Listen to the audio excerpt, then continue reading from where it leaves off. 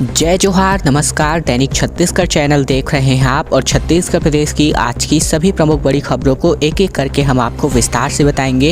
इससे पहले अगर आप छत्तीसगढ़ प्रदेश के हैं, छत्तीसगढ़ समाचार ठीक इसी प्रकार रोजाना देखना चाहते हैं तो नीचे लाल कलर का सब्सक्राइब बटन दिया है, जिसे दबाकर इस चैनल को आपको सब्सक्राइब करना है। पहली बड़ी खबर से शुरुआत करें। किसानों पर तैनात वाटर कैनन किया गया था। नवा रायपुर के किसान मंत्रालय को घेरने निकले तो बीच रास्ते में पुलिस ने किसानों को रोका। धूप में सड़क पर बैठ गई हजारों की हजारों महिलाएं। दरअसल नवा रायपुर के किसान पिछले 68 दिनों से एनआरडीए यानी कि नवा रायपुर विकास प्राधिकरण के बाहर अपना धरना प्रदर्शन दे रहे हैं और बीते दिन भी इन सभी किसानों का गुस्सा फूट पड़ा। अफसरों से अपने हक की बात करने के लिए किसान मंत्रालय की ओर बढ़ने लगे। इसके अलावा दोपहर के वक्त तकरीबन 2000 से ज़्यादा किसानों ने पैदल मार्च निकाला। इन किसानों में बड़ी तादाद में महिलाएं भी शामिल थी। इसके अलावा कुछ ही दूरी पर किसानों को रोकने के लिए पुलिस ने बैरिकेडिंग कर रखी थी। 200 से अधिक पुलिस के जवान बॉडी आर्मर के साथ यानी कि कवच के साथ किसानों को रोकने के लिए डंडे के बल पर रोकने के लिए तैयार थे। किसानों और पुलिस के बीच धक्का मुक्की भी हुई और इसके बाद इस मार्च में शामिल महिलाओं ने बैरिकेडिंग के पास ही सड़क में बैठकर धूप में धरना देना शुरू कर दिया। अफसर इनसे हटाने के लिए समझा रहे थे मगर किसान मानने को तैयार नहीं है। इन पर वाटर कैनन यानी कि भीड़ पर पानी की बौछार करने वाली मशीन भी तान दी गई थी। और अब बात करें, बीती रात से ही यहाँ पर धारा 144 लागू है, जैसा कि मैंने पिछले वीडियो से आपको बता दिया है। दरअसल आंदोलन स्थल पर एकत्र हुए किसानों से अपील फॉर्म भरवाया गया। हजारों लोगों ने ये फॉर्म भरा और किसानों के इस पैदल मार्च को रोकने के लिए जिला प्रशासन ने बीती रात से ही तैयारियां शुरू कर दी थी। स्वच्छता सर्वेक्षण जल्द ही होने जा रहा है और ऐसे में कैसे बन पाएगा रायपुर नंबर 1 शहर, ये दावा किया जा रहा है कि राजधानी टॉप 3 के शहरों में होगा। लेकिन हकीकत की बात करें तो अभी भी बहुत से काम अब भी अधूरे हैं। देश के साफ सुथरा शहरों में पिछली बार रायपुर को 6वां स्थान हासिल हुआ था। इस बार अफसर दावा कर रहे हैं कि इस बार टॉप 3 में जगह होगी। वे कह रहे हैं कि 7500 में से 7150 अंक मिलेंगे। मार्च या अप्रैल में इस प्रकार का सर्वे शुरू होने जा रहा है। अफसरों का कहना है कि जिन वजहों से शहर के नंबर कटे थे उन्हें इस साल लगभग दूर कर लिया गया है। अगर मैं बात करूं पड़ताल की तो अभी भी कुछ कमियां यहां पर दिखाई दे रही हैं जिनसे नंबर कट सकते हैं। इसके अलावा सर्विस लेवल प्रोग्रेस पर 2900 अंक अगर सब कुछ ठीक रहा तो यहां पर मिल सकता है। इसके अलावा बता दें कि ये जो तस्वीरें हैं आखिरकार क्यों नहीं बदलती और इसमें भी नंबर कट सकते हैं। दरअसल आप जो इस वक्त तस्वीर देख रहे हैं वो और जो यहाँ पर इतनी बड़ी मात्रा में जो कचरा है वो दिख रहा है और ऐसे में शहर के भीतर का अंदाजा लगाया जा सकता है। एक तरफ कचरे का उठाव तो कम तो है तो वहीं दूसरी तरफ जनता भी जागरूक नहीं है और इसे ठीक करना होगा। अगर जब तक यह ठीक नहीं होता तब तक यहाँ पर शहर अपने नंबर 1 स्थान को पाने में कामयाब नहीं होगी। इस बार की बात करें तो इस बार यूजर चार्ज की वसूली भी मापदंड है, इसीलिए नगर निगम ने यूजर चार्ज की वसूली सख्ती से शुरू कर दी है। सर्वे के लिए यह क्राइटेरिया रखा गया है कि यूजर वसूली चार्ज जो कैसे वसूल की जा रही है उसे अलग से वसूल रहे हैं या फिर संपत्ति कर, इसकी जानकारी भी अलग से लेने जा रहे हैं। और अब बात किसानों के एक बहुत बड़ी समस्याओं के बारे में। सहकारी बैंक में लाखों की गड़बड़ी का मामला सामने आया है और मेरे ख्याल से अगर मैं बात करूं तो प्रदेश के अलग अलग बैंकों में जो जिला सहकारी बैंक है जहां पर किसानों के पैसे आते हैं तो वहां पर भी कुछ इसी प्रकार के हालात आप लोगों को देखने को मिल रहे होंगे। जैसा कि आप सभी वीडियो के माध्यम से देख सकते हैं, ये तो केवल भीड़ है। ऐसे में सहकारी बैंक में लाखों की गड़बड़ी मामले में 2 साल बाद पुलिस ने एक्शन लिया है। बैंक में कर्मचारी को गिरफ्तार किया गया है और 2 साल पहले कोरोना काल के बीच लॉकडाउन के समय जो यहाँ पर किसानों के खाते से जो पैसे हैं लाखों रुपए निकाल लिए गए थे और इन किसानों का खाता जिला सहकारी बैंक में है। बैंक ने उन्हें एटीएम जारी किया था लेकिन यह इनको नहीं मिला और ना ही उन्होंने बैंक से रकम निकाली थी, फिर भी उनके खाते से रकम निकल गई और किसानों ने अब इस मामले की शिकायत जिला सहकारी बैंक के सीईओ से की थी। तब से यह मामला जाँच चल रहा था। इस दौरान जो है पुलिस ने मामले तक पहुँच की लेकिन 2 साल तक मामले को दबाए बैठे रही और अब जाकर के इस मामले में गिरफ्तारी हुई है। प्रारंभिक जांच में अफसरों ने जिन कर्मचारियों को जवाबदारी दी थी उन सभी 8 कर्मचारियों को निलंबित किया गया है। बाद में कई निलंबित कर्मचारियों ने अपने आप को निर्दोष बताया और निर्दोषियों के खिलाफ जो है यानी कि दोषियों के खिलाफ जो कार्यवाही करने की मांग है वो की इसी क्रम में एक जो यहाँ पर गिरफ्तारी है वो यहाँ पर की गई है। खिलाड़ियों के हाथ में केवल और केवल कमान दिखाई दे सकते हैं, चोरों के हाथ में तीर, क्योंकि शिवतरई तीरंदाजी प्रशिक्षण केंद्र से लगभग जो यहाँ पर तीर है वो यहाँ पर चोर जो है चुरा कर ले गए। नेशनल गेम की तैयारी कर रहे खिलाड़ी अब जाकर परेशान हो गए हैं। दरअसल शिवतरई स्थित तीरंदाजी प्रशिक्षण केंद्र से चोरों ने खिलाड़ियों के 108 से भी ज़्यादा तीर पार कर दिए। कोच ने इसकी शिकायत कोटा थाने में की है और इस पर पुलिस ने जुर्म दर्ज करके चोरों की तलाश कर रही है। कोटा के शिवतरई में रहने वाले जो यहाँ पर जो जवान हैं उन्होंने राज्य शासन से उन्होंने शिवतरई स्थित तीरंदाजी प्रशिक्षण केंद्र में उनको कोच नियुक्त किया है और उन्होंने अपनी शिकायत में बताया कि प्रशिक्षण केंद्र के कमरे से खिलाड़ियों के जो यहाँ पर तीर रखे गए थे वो यहाँ पर गायब हो गए हैं। खास बात यहाँ पर ये है कि ये जो सभी जो यहाँ पर खिलाड़ी हैं वो यहाँ पर जो नेशनल लेवल की तैयारी है वो कर रहे हैं और इस बीच इनके हाथों से तीर गायब हो जाना ये अपने आप में इनके अभ्यास में एक बहुत बड़ी रुकावट है। छत्तीसगढ़ विधानसभा में जोरदार हंगामा हुआ। रेडी टू ईट योजना को गलत बताकर विपक्ष नारेबाजी करने लगी। बीजेपी के सभी विधायक 5 मिनट के लिए निलंबित कर दिए गए थे। दरअसल बात करें बीते दिन छत्तीसगढ़ विधानसभा में रेडी टू ईट को लेकर काफ़ी ज़्यादा हंगामा हुआ। भारतीय जनता पार्टी के विधायकों ने इसे महिलाओं से काम छीनने वाला बताकर इसकी जाँच की मांग की। इस पर जवाब देते हुए मंत्री अनिला भेड़िया ने कहा कि जाँच की कोई ज़रूरत ही नहीं है, सुप्रीम कोर्ट के कहने पर कार्य किया जा रहा है, आपके कहने से जांच नहीं होगी। मंत्री के बयान के बाद विपक्ष ने नारेबाजी शुरू कर दी और महिला विरोधी नीति के नारे लगाए गए। सभी स्पीकर की डेस्क के तकरीबन करीब पहुंचकर नारेबाजी करने लगे।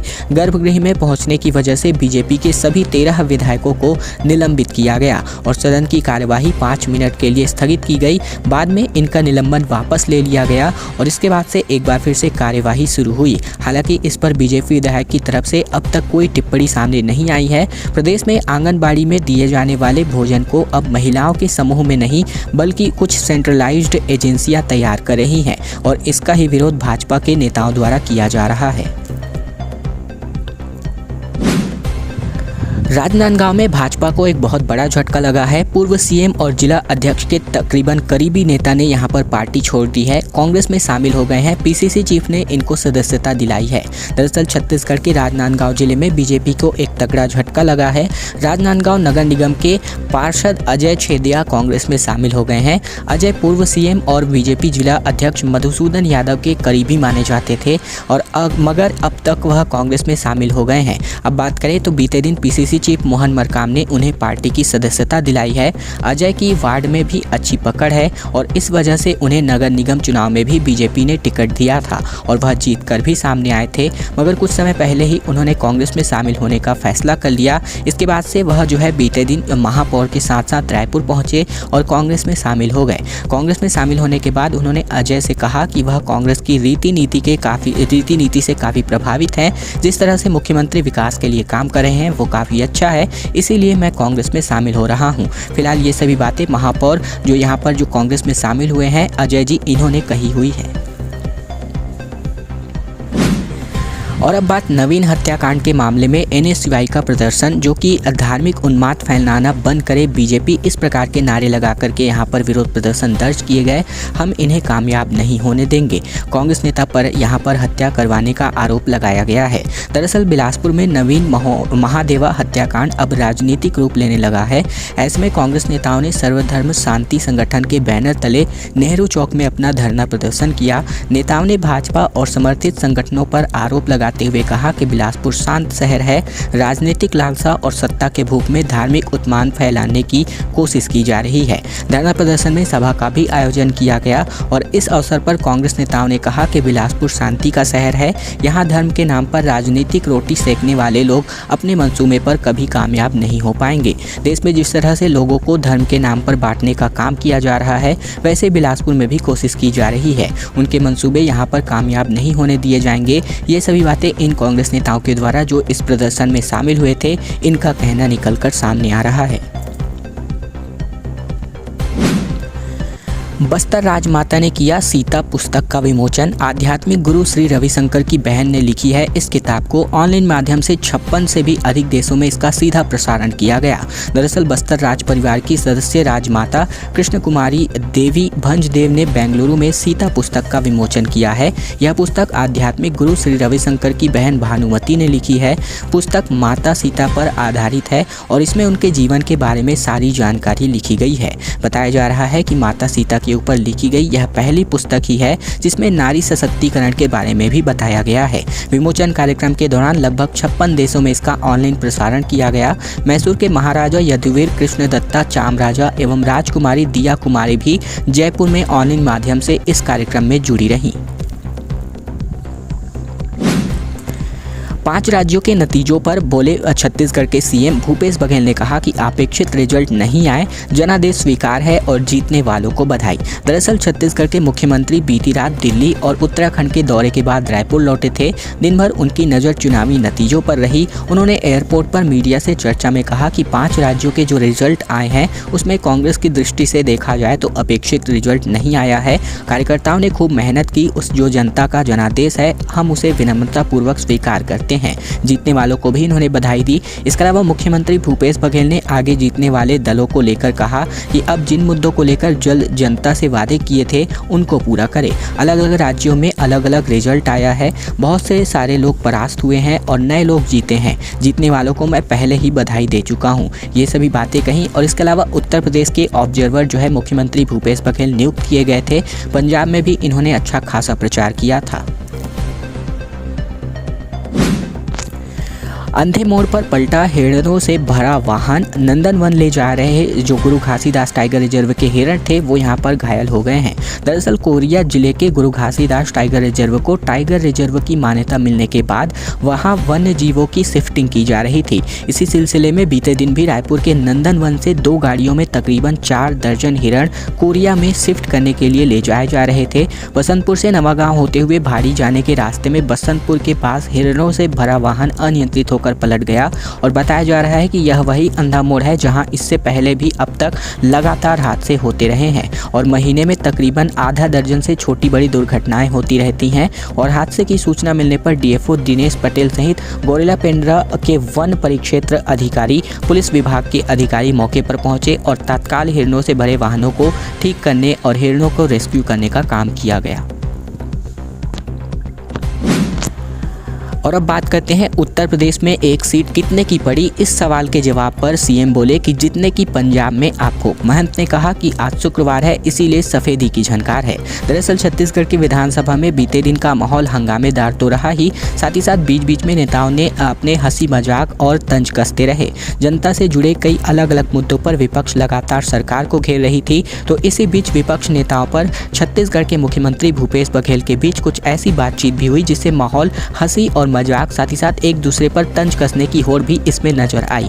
पहले भाटापारा से बीजेपी विधायक शिवरतन शर्मा ने मुख्यमंत्री भूपेश बघेल को बधाई देते हुए कहा कि कल के नतीजे के बाद राष्ट्रीय स्तर पर आपका कद बहुत बढ़ गया है, बस इतना बता दीजिए कि एक सीट कितने की पड़ी। इस पर मुख्यमंत्री भूपेश बघेल ने पलटवार करते हुए कहा कि आप लोग रात भर चिंतन किए हैं, हंटर वाली आएगी तो क्या होगा। शिवरतन शर्मा ने फिर कयास लगाया कि एक सीट 500 करोड़ को पड़ी होगी। इस पर मुख्यमंत्री ने कहा कि बीजेपी की 273 सीट आई है तो बीजेपी को कितने की पड़ी। इस प्रकार लगातार सवाल जवाब का सिलसिला और हंसी मजाक का सिलसिला भी जारी रहा। दोस्तों आज की खबरों का सिलसिला बस यहीं तक का था। वीडियो अगर आपको पसंद आए तो इस वीडियो के नीचे लाइक बटन है जिसे दबाकर इस वीडियो को आपको बहुत ही छोटा सा लाइक करना है। नीचे लाल कलर का सब्सक्राइब बटन भी दिया है जिसे दबाकर इस चैनल को आपको सब्सक्राइब करना है ताकि प्रतिदिन की महत्वपूर्ण खबरें, छत्तीसगढ़ समाचार बिना किसी रुकावट रोजाना हम आप तक पहुँचा सके। तो चैनल को जरूर से सब्सक्राइब कीजिएगा।